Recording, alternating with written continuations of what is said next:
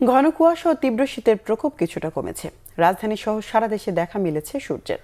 আবহাওয়ার পূর্বাভাসে বলা হয়েছে আগামী 3 দিন হালকা কুয়াশা থাকলেও রোদ থাকবে। এতে বাড়বে তাপমাত্রা। তবে চলতি মৌসুমে 3 থেকে 4টি শৈত্যপ্রবাহ থাকবে। এতে তীব্র হতে পারে শীতের মাত্রা। এদিকে গত সপ্তাহে তীব্র শীতে হাসপাতালে বেড়েছে শ্বাসকষ্টজনিত রোগীর চাপ। মোবাশ্বের আহমেদের রিপোর্ট।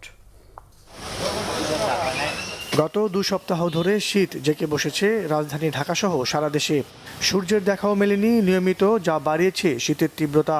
কিন্তু শুক্রবার নগরবাসীর দিন শুরু হয় আলো ঝলমলে রোদ দিয়ে। এতে কাটতে শুরু করেছে কুয়াশা, কমেছে শীত।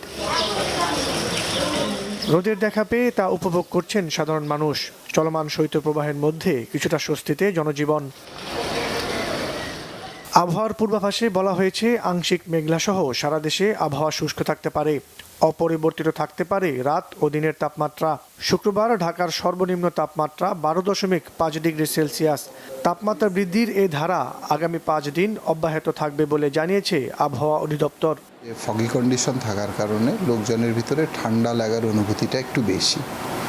তো আজকে তো আমরা কিছুটা সূর্যের আলো দেখতে পাচ্ছি, যে যখন সূর্যের আলোর পরিমাণটা বাড়তে থাকবে, মানে সূর্যকিরণ আসতে থাকবে, তখন দিনের তাপমাত্রাটা একটু বৃদ্ধি পেতে থাকবে। তখন লোকজনের ভিতরে একটু স্বস্তি ফেরত আসবে। আশা করা যায় যে আগামীকাল থেকে সূর্যকিরণের পরিমাণটা একটু বৃদ্ধি পাবে। এদিকে গেল সপ্তাহের তীব্র শীত ও ঘন কুয়াশার কারণে রাজধানীর বক্ষব্যাধি হাসপাতালে বেড়েছে রোগীর সংখ্যা।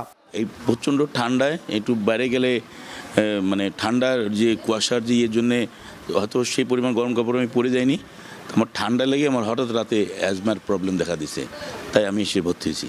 অ্যাজমা, নিউমোনিয়া ও ঠান্ডাজনিত রোগ যাদের রয়েছে সেসব রোগীদের ঘন কুয়াশা, ধুলাবালি ও ঠান্ডা এড়িয়ে চলার পরামর্শ চিকিৎসকদের। মোবাশ্বের আহমেদ, বাংলা ভিশন, ঢাকা।